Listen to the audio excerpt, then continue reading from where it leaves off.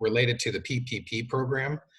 We know that this at a federal level and through the SBA loans and all the confusion and stop and start progress has been difficult. The number one question we're hearing right now from members is about the flexibility. There is a deadline to use this within a certain amount of time for those who have received this funding.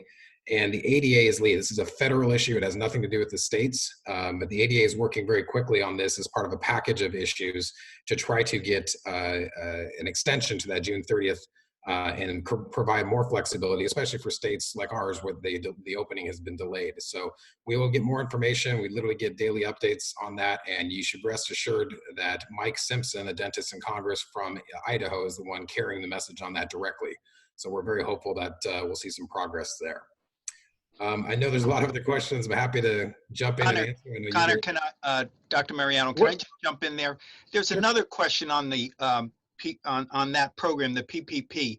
If you've gotten funding, is there any flexibility of the 10-day rule? Because what's occurring is that some of us have gotten the approval, but now we have to take the money within the 10 days. And obviously the 10 days, for example, maybe 2 weeks before we're really opening. Have you heard at your level any feedback of the possibility of that changing at all because of where we are in dentistry? Again, it's fluid right now. I wish I had an answer for it. I do know that basically, I would say the good positive end of that is that with our projected deadline, which could change like everything else, you know, we encourage members to look at opportunities to utilize it for training, for bringing your staff back slowly and preparing to ramp up. That is a possibility.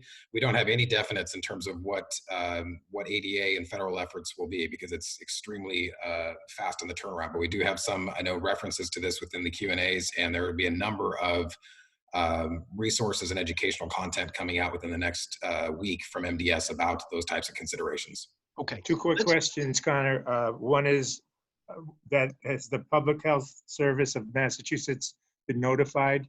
There's some feeling that maybe they haven't been notified about what's going on. I don't know if that's true. And the other is, can N95s be sterilized at all in the office? Can you repeat the first one about public health? Whether the Public Health Service of Massachusetts has been notified of updates. Yes, we work very closely. We've notified DPH in advance of all decisions from MDS. I would say nothing.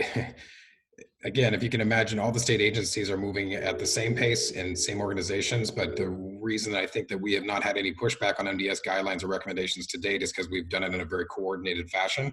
So to this point, we're working hand in hand. We also, I would recommend and note that a good working relationship with BORID has been very helpful as part of that. DPH, BORID doesn't take a position on these things, but we've also worked very closely with members of that registry, which has been very helpful. So yeah, we're working in tight coordination across the board because we don't want to have any stop and start or have any agency step in and try to make rules specifically on dentistry. So the question is whether N95s can be sterilized in private offices and with a sterilizer. Janice, do you want to answer that one? I know we've got some updated. I wouldn't want to necessarily answer on that. I know people have different ideas on how to, I have to look that up, to be honest with you. I don't know. Okay. I don't want to be quoted. I would say that the work groups that Janice mentioned from the board that are meeting multiple times per week, that is one area that they spend a lot of time on, obviously with the need to extend the life cycle of N95s and sterilization. They are looking at a number of different services that are popping up, I think some, you know, to extend, but nothing definite. I would just say there's probably more guidance on that coming out both from the ADA level and from MDS. And one other question about N95s is how to get them fit tested, or is there any protocol around that? So what, again, we could probably spend all day long on this topic. The work group that just met earlier today was discussing this. There is the two things that ADA has done to help and assist. OSHA, there's an annual fit test requirement for doing these types of things with use of N95s. They've relaxed and said they're not going to enforce the annual testing. We are getting clarification on whether or not it's required just to use them. There is a number of services where you can do tutorials where they have self-testing or self-fitting kits coming out. But due to the shortages, I would say there's probably going to be more guidance occurring directly from the manufacturers We have a call actually right after this with 3M directly related to a number of these issues. So we're looking for additional guidance on how we can expedite it, because typically right now, even 3M doesn't have their sales representatives certified to do these fit testing, but they know that they're going to have to do this in real time. And unfortunately, actually, one of the things that's really strange about this situation, in order to do a fit test, you actually burn through multiple PPEs just by, you try on one, they can't reuse it. And so they're trying to figure out ways to expedite and not waste PPE in that process and to get this done at an office level. So we're pursuing all options right now to kind of expedite and get that moving faster. Okay, Thank you. I want to keep things moving along. Two things. I have the next question up, which we're going to get to, and probably Connor and Janet, you can help us with. But I want to make sure I do a shout out and thank you. When we acquired all that PPE and we donated to the hospitals, I want to thank Dr. Fred Mackler, Jonathan Sudal, and Dr. Bill Bontempi. All three of them were very instrumental in making that whole thing happen and bringing them to the hospital. So thank you for that. Secondly, with regards to these masks, I've been in touch with certain distributors. They've indicated that on some of these masks, you cannot sterilize, you can't put them in your autoclave or anything like that.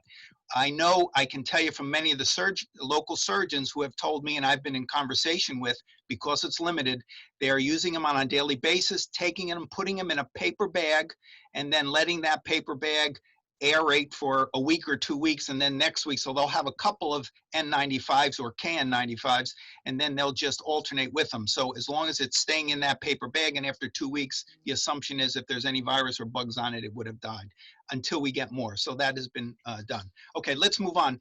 A big question was, Governor Baker has this new task force of reopening. There's no dentists on it. Is the MDS in that? And I heard yesterday with Baker on a newscast, he's saying, hey, have your organization touch base with people that are on the task force. We don't have a dentist on there. Can we get in there because we are essential workers? How can we get on this list to get some of this COVID testing? Because a lot of our problems, as we know, go away if we know if that patient coming in the door is COVID negative. Go ahead, whoever can answer that, Connor or Janice. Yeah, Connor, I'll let you take that. That's okay. You're the new guy. I'll let you take that. Big question, not a simple answer. The thing I would encourage, when you hear things about the governor's task force related to, reopening, if you look at the composition of it, it's actually not a large group, and it's mostly representatives from large business entities, like a head of a hospital system, others. The loop that we have and the direct contact we have through that is obviously through DPH, through BORID, drawing upon systems and specifically to the dental profession. We have pipelines into that conversation. We're actually meeting later today on formalizing some of that more. They have not indicated they are going to make any specific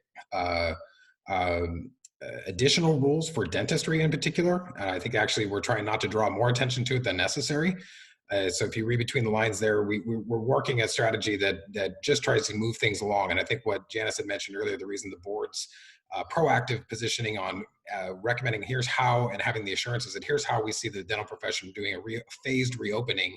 And one of the great things for dentistry that has going is because of the infection control training and protocols that you all have had for years, is probably one of the safest environments by comparison to, let's say, chiropractic offices and other things that don't have anything, by comparison. So I don't want to get into a ton of additional details there, but the fact that we don't have a dentist specifically on there, there are not individual practitioners from a number of groups, but we do have a presence, and we'll continue to have a presence there to make sure that the dental profession is well represented. Perfect. During this 8-week period, has there been any incidences in Massachusetts during the emergency urgent care of a COVID situation that we know of?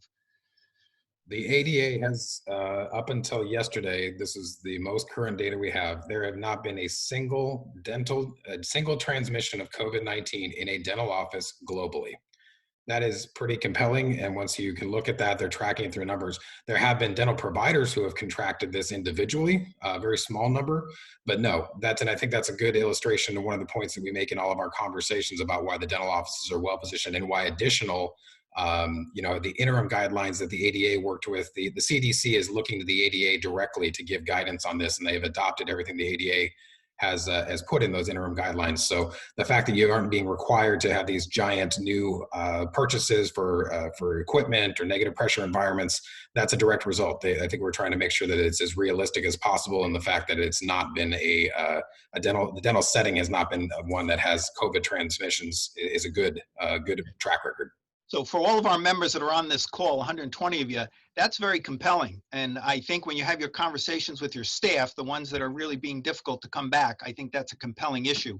And certainly as we come back, we're more protected than ever.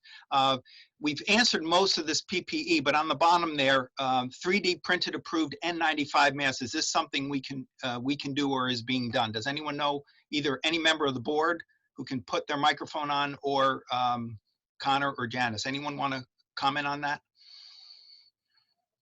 Janice, you want me to? Yeah, I can't answer that. Sorry. Sure. Basically, what we have been doing and running through hundreds and hundreds and hundreds of companies and leads, as Janice mentioned, the very big concern here that we've had seen is the number of gray market products that have come up. And unfortunately, people take advantage of an environment like this. I can't speak to any of the approved masks that are done and mass produced through 3D printing. However, anything that is on the NIOSH list that Janice mentioned, there is an FDA list that's on these FAQs. This will be distributed. I would just check and make sure if it's on that list, it's good to go. If it's not, at this point, it's something that still would need to be receive FDA approval. And we've got a number of different sources that we go to, including Shine and 3M, to verify certain production validity. Okay. On your screen, everybody, we have a couple of links that Connor just spoke about. Take a picture of that and you can go there and do. We've been doing the same. We have some sources that we're trying to get N95s, and we just compare it to these lists and then we go from there. Obviously, we got to do what we can to get going. Okay, moving on. Liability issues. Do we have any liabilities coming back? There was a number of questions on that, along with, you treat a patient, this aerosol issue. We disinfect the room, but the aerosols may remain. A second patient coming in a half hour later, how much concern and how much liability? I know, Connor, you've been in, and Janice, you've been in talking with EDIC. Can you give us some thoughts there? Yeah, EDIC has been, what would be a good word, Connor? Non-committal about a lot of this, actually. We have talked to them a few times. Connor probably more than myself, but again, a lot is unknown about this. But I do know for a fact there are new consent forms that they put out on their website. I've been using one of those with every emergency patient I have seen. So you might want to check their website. I know they are updating it fairly frequently. Yeah, I would only add on that the liability related to staff within your office, again, as long as infection control, that you're following all the interim guidelines, the infection control protocols that are in place, that's what they draw upon as being, standard business operations and all the proper protections. We have had the questions. I'll just be very blunt. A lot of people are really getting down into what if, I have a staff member who is exposed, am I liable? And what EDIC has cautioned, and it is accurate, that it's so difficult to prove that came from your work environment, given the pandemic and how this is spread, that it'd be extremely difficult to pinpoint back to the office. Not saying you're never liable for anything, but it's just, this is a different environment for those types of things in liability carriers. So that's probably why they are non-committal, but that's probably the same advice you would get if you call them directly. Connor, and I've heard that too, and I can tell everybody that, are you liable? Yes, there's probably some liability, but how anyone can prove that it came from your office would be very difficult. No one in the Valley should open up their office until you have all of your protocols in place. And certainly from something coming from a staff member, I want to reinforce that ADA toolkit. We currently are using that for all of our staff. When our staff come in, there's a little area, they have they have the forehead thermometer, they're signing in, they're answering the questions. So we are documenting every day, every doctor and every staff member coming into our office that they are clean, and if anything over 100, then they're going home. So you got to document, and that paperwork must be kept, okay? All right, let's move on.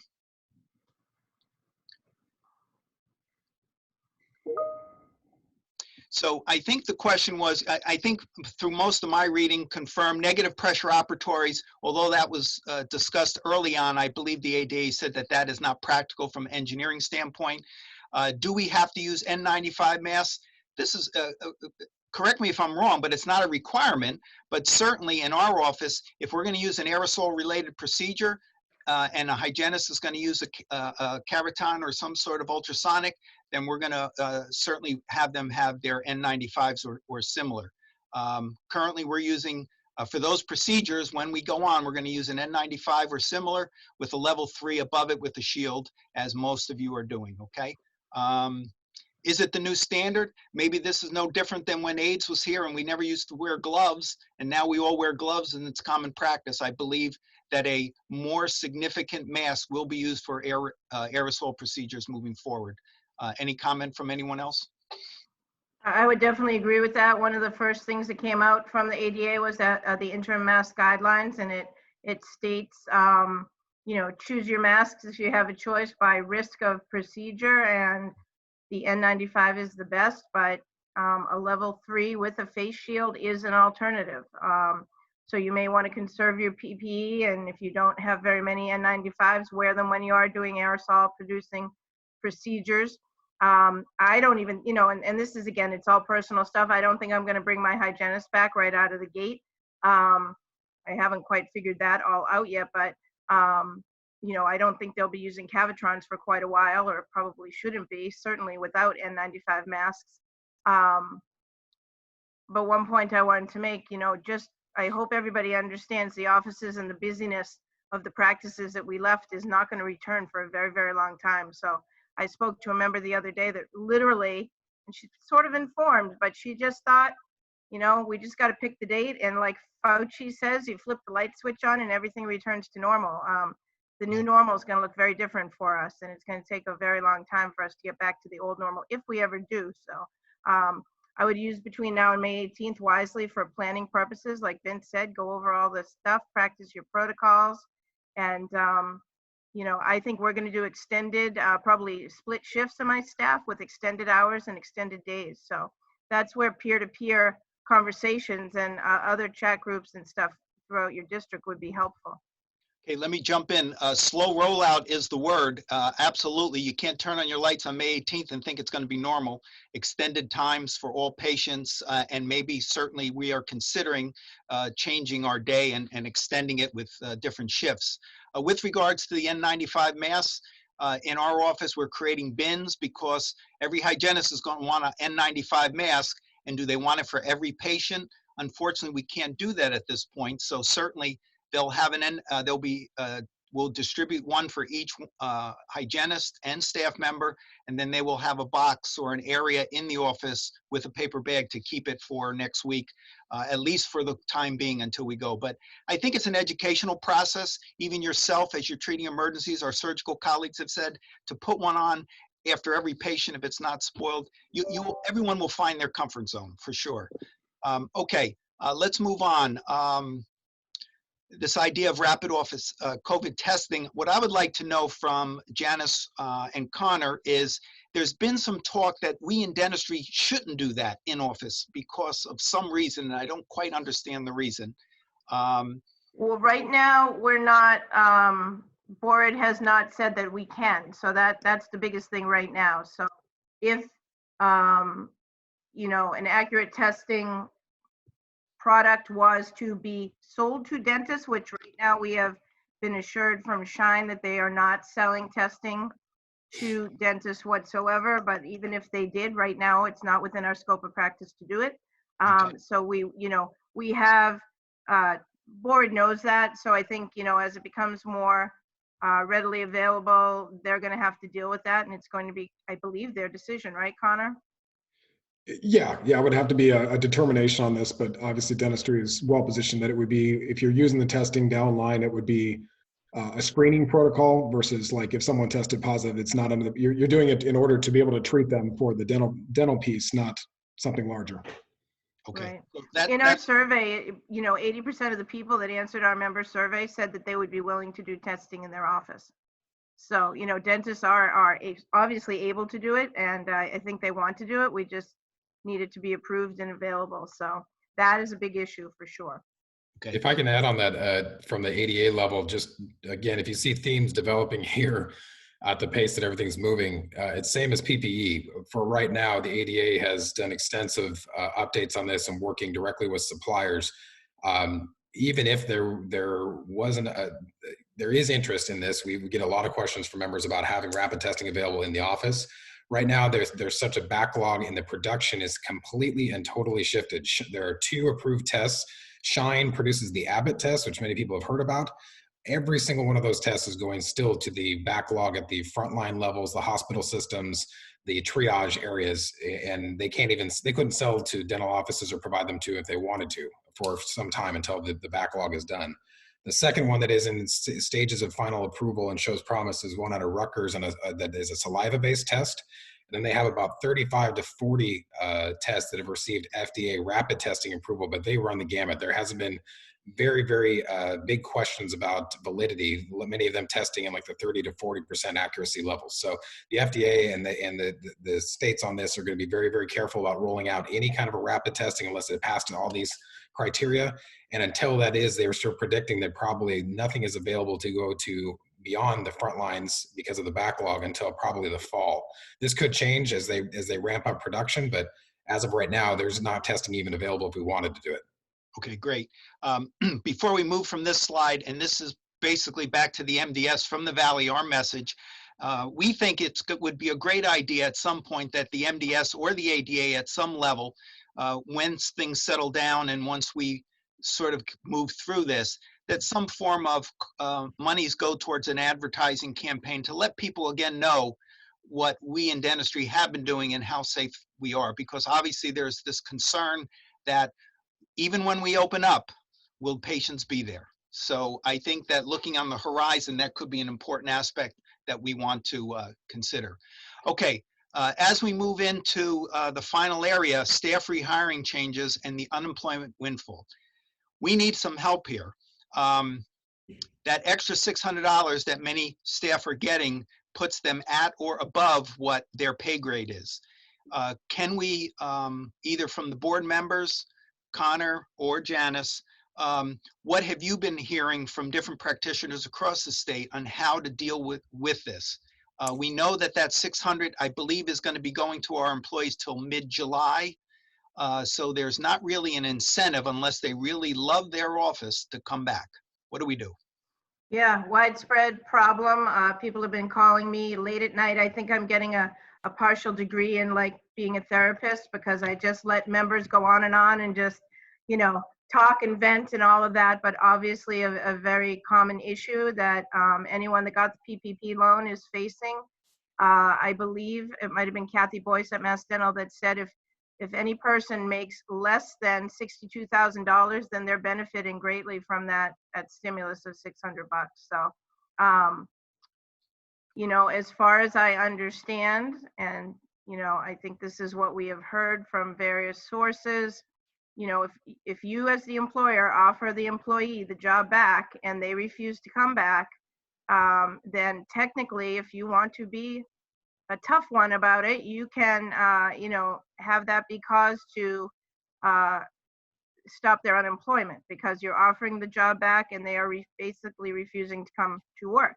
I guess if that happens, you're faced with, well, do they come back and do you take them back or do you terminate, the employment? And it stinks when you get pushed into that situation, but that is how it is as far as I know, Connor. I don't know if you know any different. So it's tough where we're placed, but that is the situation. Yeah, I would just add that there's 2 major articles yesterday in the Wall Street Journal, I believe, and there was another one on CNN about this. Obviously, it's much larger than just dentistry. Businesses where this particular scenario has come into play. The big piece, this all hinges upon the governor's reopening date, the essential businesses, and the phased-in process.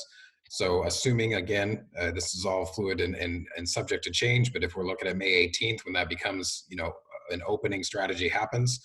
All the guidance, all the FAQs that you're seeing coming out from MDS will cover these pieces. We have been actually consulting with employment attorneys It feels like all day long, running through these scenarios, especially unique to the dental practice. Everything that's been asked on this webinar is spot on, because there's so many different factors that play to how someone feels comfortable to come back, that you have all the protocols in place.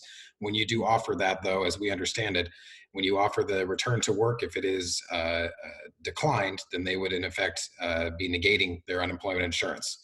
And again, that's all contingent upon employment law and anything that changes from the state regulations and the state recommendations for opening businesses. But we will have as much guidance on this as available as possible, and we'll be providing additional templates and letters available to members to help you do this in the most structured and easiest way possible.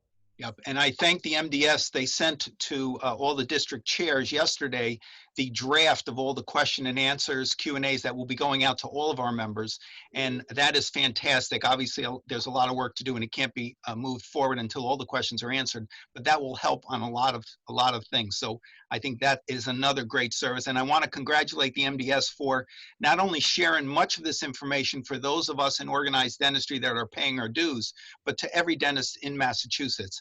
I think that's a great thing that at the state level you're doing to hopefully bring so many of our dentists out there, or those dentists out there that haven't seen the value of organized dentistry. I certainly believe we're seeing that value.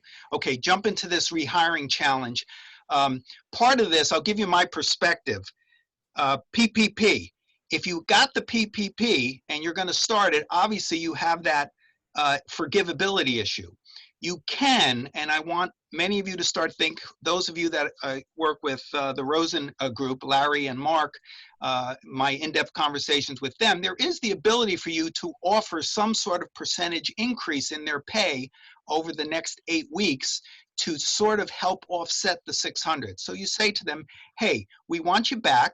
We know as leaders of our office that the more we get back, the more of the that forgivability issue is going to happen. If you get 100% back, you may get 100% forgivability of some of that payroll that you're going to give. So offer a percentage, whether it be 10% or 20%. They say maybe as high as 25%. However, there's no ruling on that. They're waiting for Treasury guidance. But I do believe that there's an opportunity, if you offer more, a little bit more, to come back and keep communicating with them. You should be communicating with your staff every week, as we are doing, to make sure that they are here. And I can tell you, even though they're apprehensive on the screen, as soon as they come in and they see a few people at the front desk answering calls and doing things, it becomes a lot easier. Okay, I want to move on to chat. I think, Marty, are you there? You have some chat questions. I think that we're into the last 10 minutes. I think it's time for you. What do we have?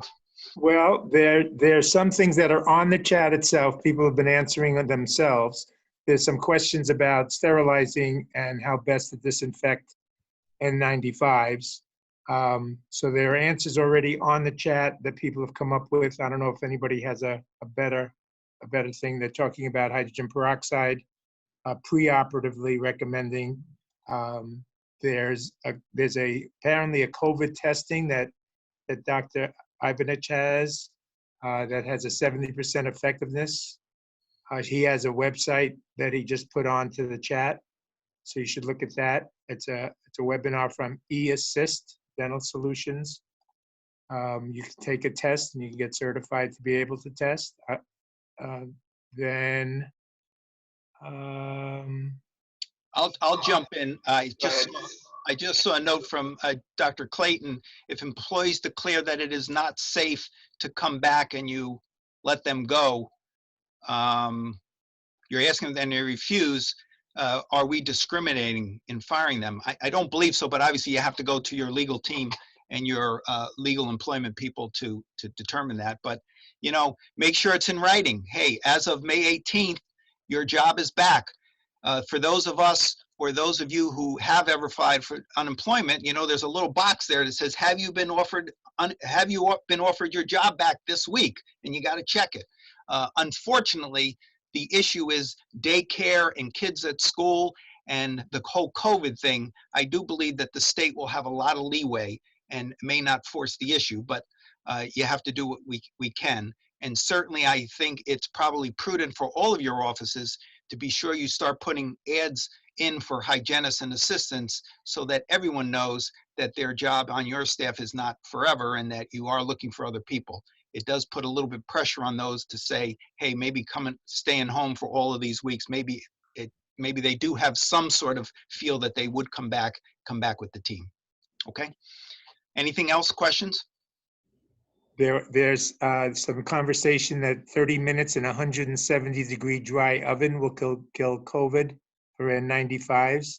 Don't let them don't let them be on the grill. They should be hanging, otherwise it can risk damage I to the hate mask. barbecued N95s, believe me, that's just not too. my favorite thing at all, so don't put them on the Right. grill. By the summer, it might be different, who knows? You never know. No, not that much more. There's a great article by Gwandi showing how some of the hardest hit countries report no infected healthcare providers due to consistent use of proper and regular PPE. Okay. Okay, All right. no, Well, listen, I think we're coming upon our time now. I have a slide up. Dentistry's problem is that we're getting to the point by delaying too much more dentistry. I think we're one certainly. other question that just came in was, would anybody be interested in establishing a backstop system for dentists to provide emergency care for other offices should an office get sick? Oh, absolutely. And I think that if there is, reach out to myself and or Amy. And I think as a community, as organized dentistry, we certainly will support each other in this time in whatever way we can. Yeah, people are already stepping up to be available. Great. Okay. So certainly we got to start doing some dentistry.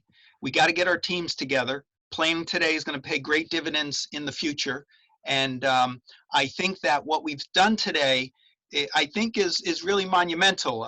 Certainly, I think this format, and for all of you that are on, we still have 123 members on. We are planning our members meeting, which is at the end of May, will be a virtual one similar to this. We'll have some surprises for you as we end my presidency. So isn't it neat? I'm ending my presidency with COVID. He's so happy to be saying this. Go ahead. Great. And but I feel very comfortable that we here in the Valley have been so, I think we've been doing a great job of trying to do our best to keep everyone informed and certainly helping our patients. I want feedback. I'm going to go back to this quick slide right here, Amy.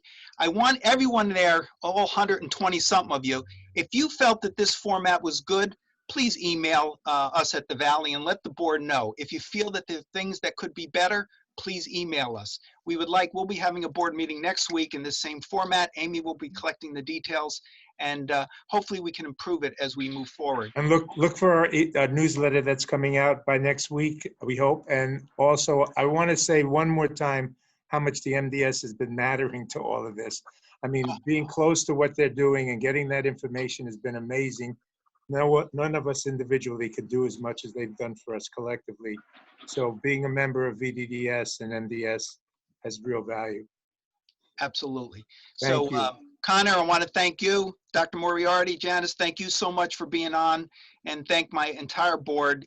You guys and girls have done a fantastic job, and I really appreciate it. Membership, thank you. Hang in there. Open your emails. There's a lot of information in it. Take care. Yes. Awesome. Thank Open you, your everybody. emails. I want 100% email. Thank you. Thank you, everybody. Okay. Thank you so much, everybody. We appreciate it.